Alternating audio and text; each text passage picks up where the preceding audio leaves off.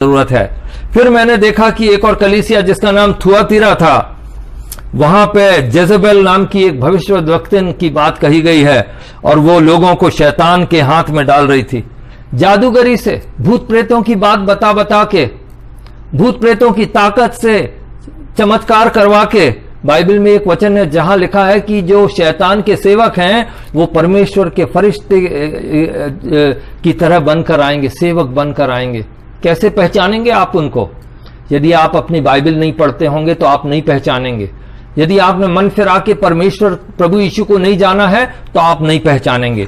फिर मैं देखता हूं कि एक दूसरी कलीसिया है जिसका नाम है सार्दीस, वो भी हमें मिलती है प्रकाशित वाक्य 3 अध्याय में।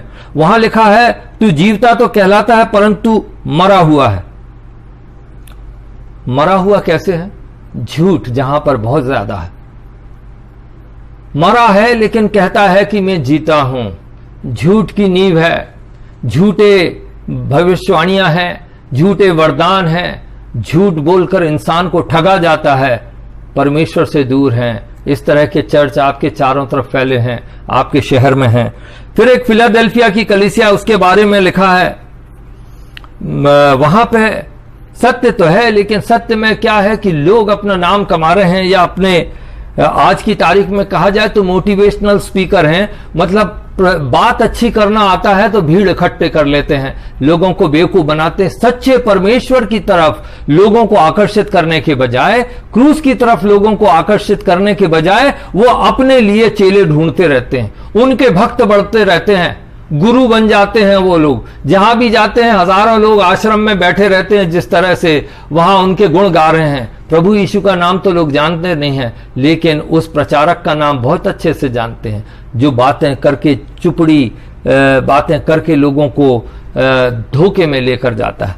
फिर मैं और भी देखता हूं कि जो लौदीकिया की कलीसिया है, एक कलीसिया थी जिसका नाम है स्मिरना, उसके बारे में कुछ अच्छी बातें करी थी जो मैं बाद में भी बताता हूं।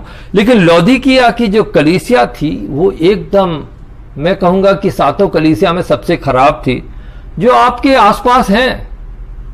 लौदीकिया में उस समय थी, लेकिन प्रभु यीशु ने ये हमारे लिए इसलिए दिया है कि हम ये जाने कि हमारे चारों तरफ ये कलीसियाएं हैं। वो कहता है ना तू गर्म है ना ठंडा है। कहने का मतलब तुम्हारे अंदर के जीवन और बाहर के जीवन में बिल्कुल फर्क है। तुम्हारे मुंह में गर्मी है, बातों में गर्मी है, लेकिन जीवन ठंडा है।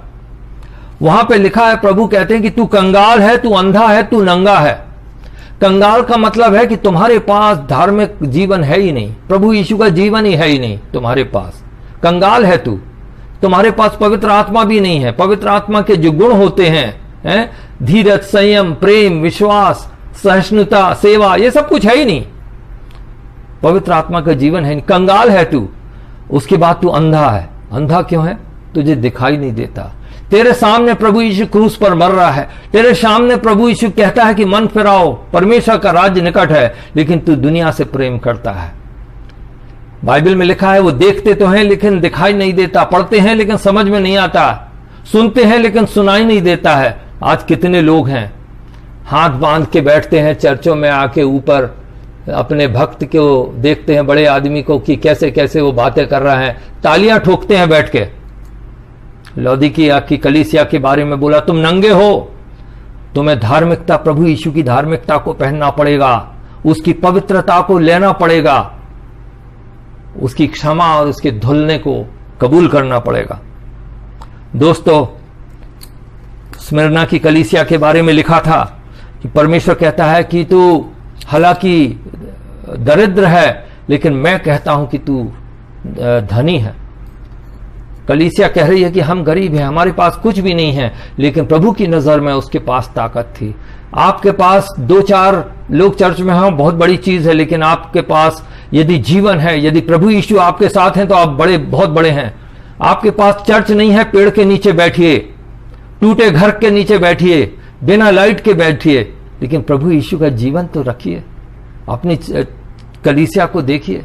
आज मैंने जैसे आमोस में पहले पढ़ा कि विपत्तियां भी परमेश्वर भेजता है। आज ये जो महामारी फैली हुई है, ये परमेश्वर इसको भेजा हुआ है, अलाउ किया है। क्यों? क्योंकि हम मन फिराएं। हमें मन फिराव की जरूरत है। परमेश्वर का राज्य नजदीक है।